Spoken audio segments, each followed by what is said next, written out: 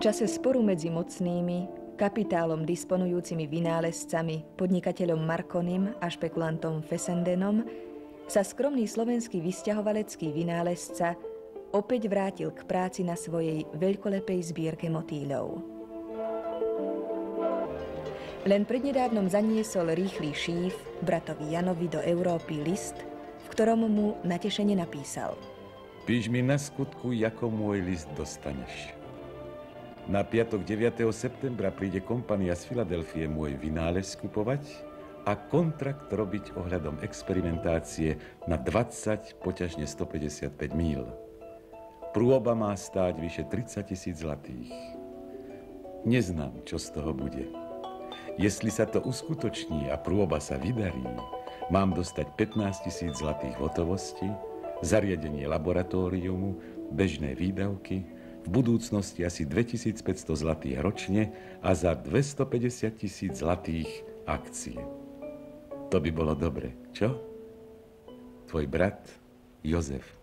Keď loď, ktorá ho v roku 1896 odvážala do Nového sveta, odrazila od nástupišťa Hamburského prístavu, v jednom z okovaných lodných kufrov mal aj časť svojej slovenskej zbierky motýľov, ktorú hodlal obohatiť o mimoriadne vzácne exempláre Severnej Ameriky. V čase, keď mu život uštedroval jedno sklamanie za druhým, pri motýľoch nachádzal azyl a duševný pokoj. Hlavne vtedy, keď drastický spor o jeden z podstatných vynálezov Jozefa Murgaša vrcholil.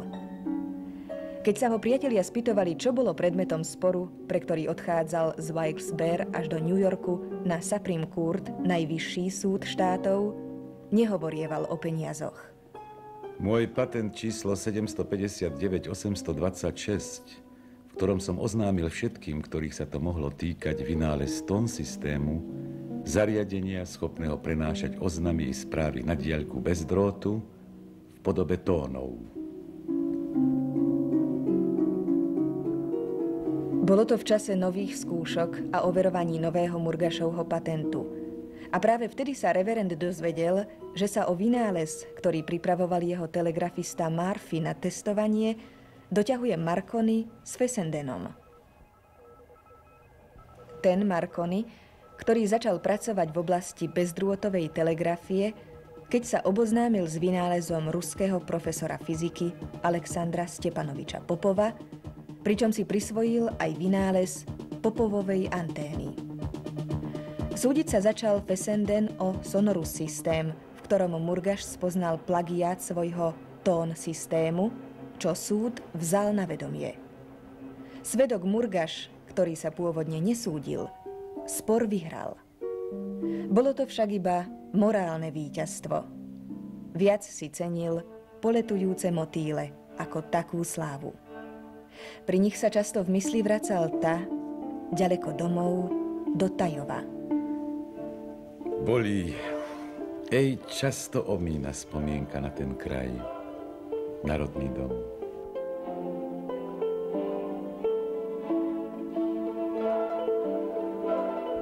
Farbenwo, horný koniec Tajova.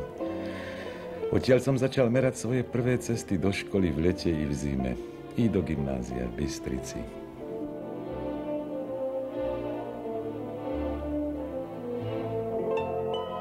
Cesty, ktoré viedli do sveta. Kde je človek cudzincom v cudzine i doma.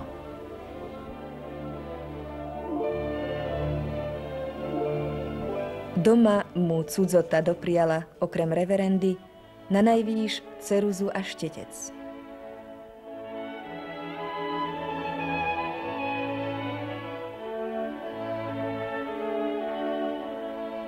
Aj keď si o mne myslievali, že som proti Maďarom, vždy som bol len proti skrivodlivosti.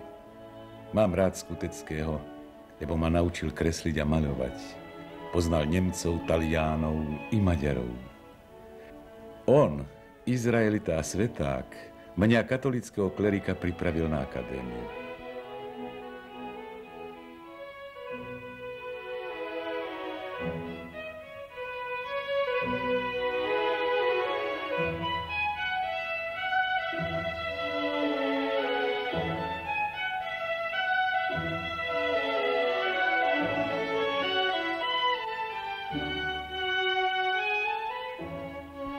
Naučil ma rozumieť Munkáčimu, ktorého výjav ma tak uchvátil, že som namaľoval jeho kópiu. Hľa človek. Veď to platí stále a všade, či sa pozrieme na uhorského poddaného, alebo na krajana v Amerike, ktorého spaľuje žiara plameňov pensylvánskych oceliarských pecí. Amerika. Krajina, ktorá od dávna hltala zdravú krv celého sveta a naťahovala chápadlá aj na plody umu skromného vynálezcu.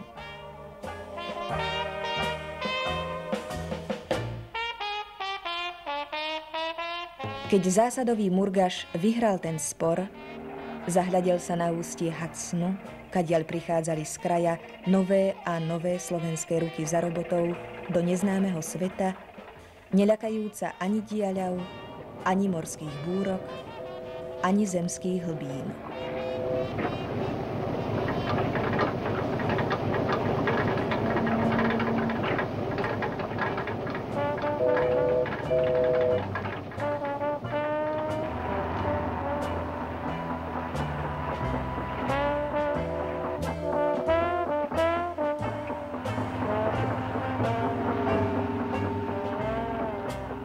Zamýšľal sa nad prapodivným životom. Akéže šťastie v bohatom cudzom kraji, kde za mojimi krajenmi chodia bohatší na autokaroch pozerať, ako slovenské ženy pracujú pri oceliarských peciach. Kupujú pohľady, na ktorých sú tie tvrdé ženy nepochopiteľného ľudu v krojoch pri práci, ktorú nevydržali ani černosy.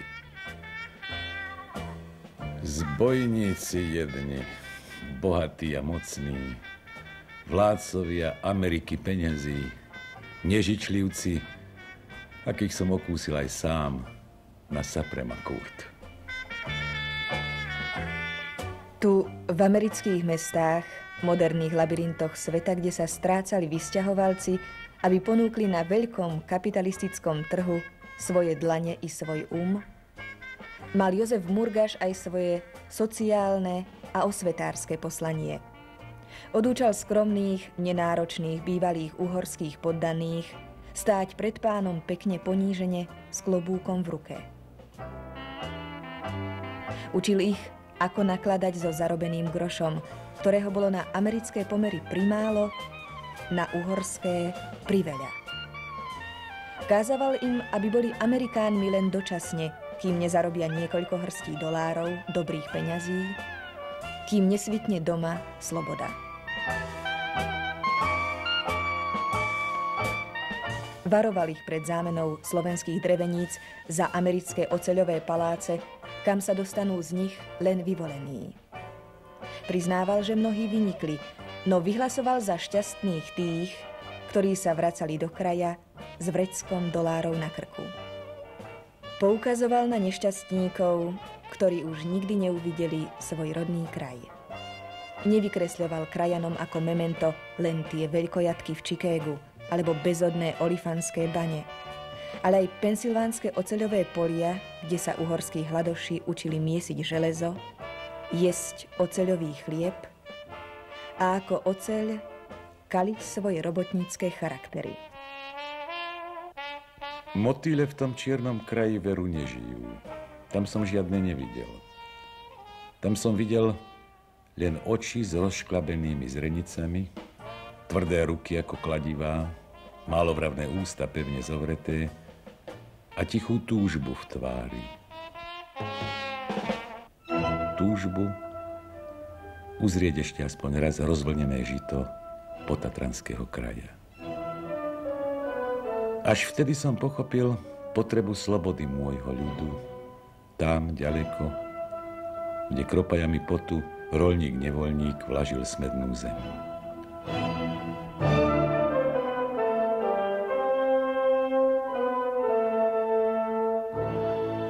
Myslieval som na rodný kraj, na okolie Tajova a dával som svoju hrivnu na oltár vlasti, na uvedomenie ľudu doma, na boj za slobodu medzi krajami v Amerike.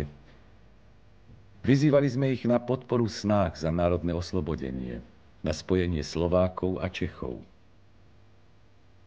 Touto trasou sa vydal Jozef Murgaš do vnútrozemia, keď 14. marca 1896 dorazil k brehu Nového sveta. On, navyknutý na vôňu živice, poľných kvetov a čistú pramenitú vodu slovenských hôr.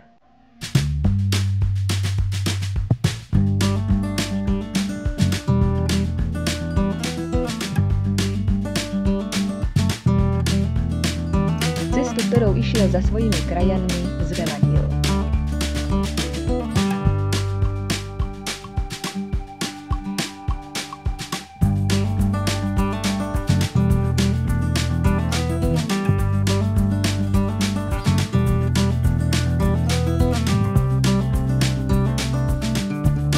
Nevystaval na nej len svätyne, ale predovšetkým školy pre deti slovenských vysťahovalcov. Rozhodol sa poskytnúť im to, čo ich rovesníkom doma nedopriali temné sily polofeudálneho štátu. Sám sa vrhol k svojej dávnej láske, k elektrotechnike, a tam v Amerike ho plne zaujal jej rodiaci sa odbor rádiotelegrafia. Spomínal si na to, ako študoval Maxwellovú teóriu magnetického poľa.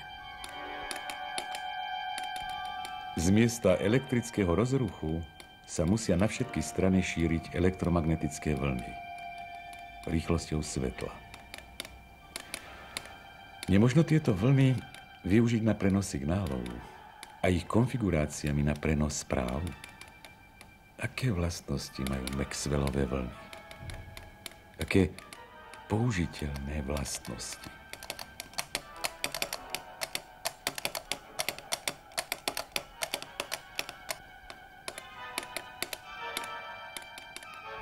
Popov, a teda aj Marconi, využívali pri bezdrôtovom telegrafovaní systém morzových znakov, jeho abecedu. Čiarku a bodku rozlišovali dĺžkou trvania signálu. Murgaš si uvedomil, že tento systém je zdĺhavý a neperspektívny. Hľadal nový spôsob na odosielanie kódovaných depeší.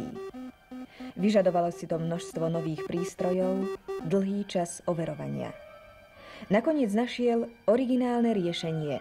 Namiesto bodky a čiarky použil dve rozličné frekvencie, ktoré boli odlíšené akusticky v slúchadle Bellovho telefónu ako dve rozličné výšky tónu. Prepínaním kľúča napravo a naľavo striedavo zapájal podľa potreby príslušnú frekvenciu a dosiahol tak 10-násobné zlacnenie prístrojov pri 20-násobne zrýchlenom vysielaní a prijímaní správ.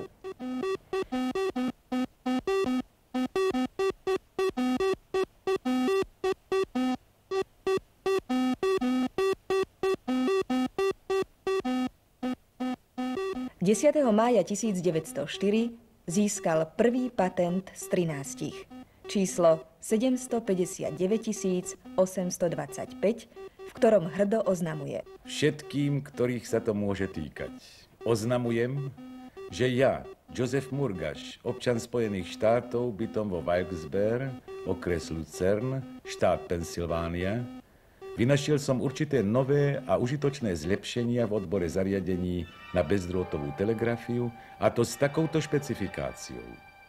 Môj vynález sa týka zariadení na bezdrôtovú telegrafiu a jeho predmetom je zlepšenie sústavy, pomocou ktorej je možné vysielať signály veľkou rýchlosťou a s presnosťou. Jozef Murgaš, občan Spojených štátov. Z týchto prvých slov prvej patentnej listiny, ale i z nasledujúcich, zaznieva víťazstvo i tragika.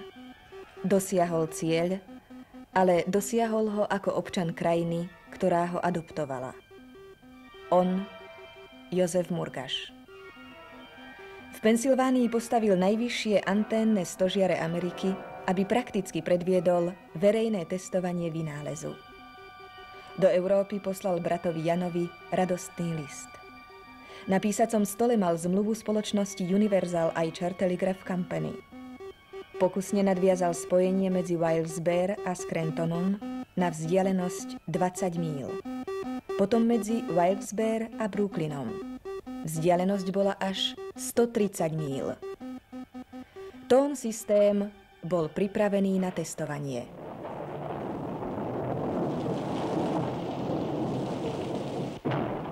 Lenže výchrica, ktorá sa prehnala nad Pensylvániou, zrazila najvyššie anténne stožiare Ameriky k zemi. Experti zastavili finančné dotácie a zlikvidovali laboratórium. Murgaš vyhral bez výhry. Utiahol sa do svojej dielne. V roku 1917, keď už mal 12 patentov, vláda zakázala pre vojnové šialenstvo sveta vykonávať v oblasti radiotelegrafie akékoľvek pokusy. Nastal čas, keď sa na javisko sveta dostávali aj porobené národy. Revolučná vlna obliala svet.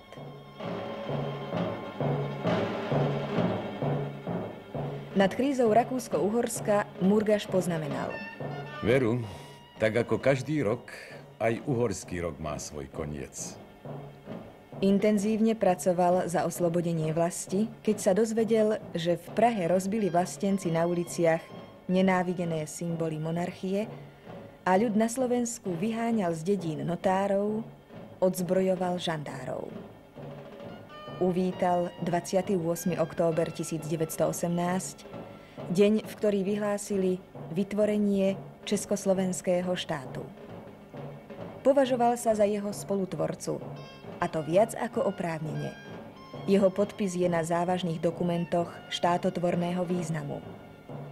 V Amerike sledoval kinematografické záznamy, dokumenty slávnych pražských dní vzkriesenia našich národov a spomenul si na slová mužov, ktorí stáli v popredí československých politických snách v zahraničí.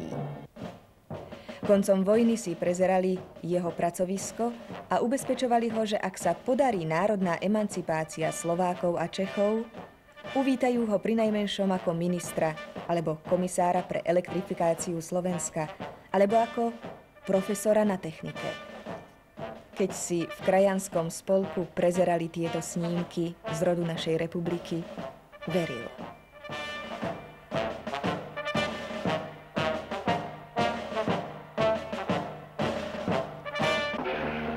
Prešli necelé 2 roky Československa, keď sa na vlnách oceána kolísala loď, ktorá ho unášala k starej, poučenej Európe. Privítal ho maják pred Hamburgom, ktorý, ako sa vtedy domnieval, bol bodkou za jednou časťou jeho života. Vtedy, v roku 1920, sa pred ním otvárali veľké nádeje. Meral som cestu domov v presvedčení, že tam už ostanem. Ale kdeže? O ministerské kreslá sa už dávno podelili. A za profesora vraj nemám kvalifikáciu, akú predpísali. Vydal som sa do Prahy. Krásna bola, plná ľudu. Ale akého iného?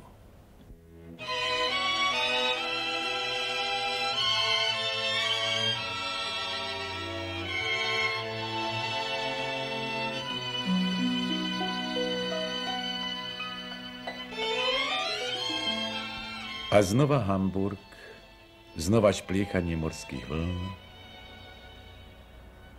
Zanechal som Európu, aby som sa už nevrátil.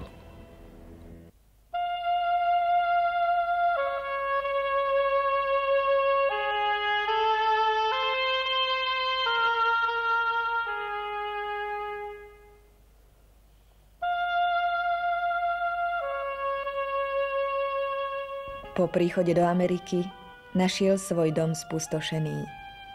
Záhradu s botanickými vzácnosťami vyplienenú. Zbierku motýľov našiel zničenú. Znova sa musel osvedčovať ako muž činu. Svojím životom vydávať o sebe svedectvo. V podobe čiarok a bodiek. Tak ako každý človek vysielal svoju správu až po bodku poslednú.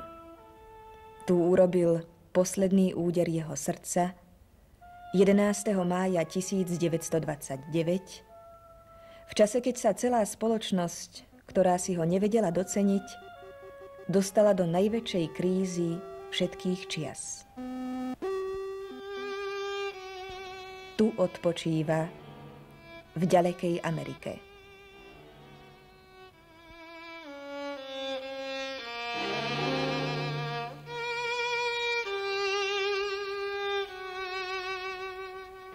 Na začiatku tohto vývoja, pri jeho samotnom zrode, stál náš skromný vedec, umelec, národný buditeľ a tvorca.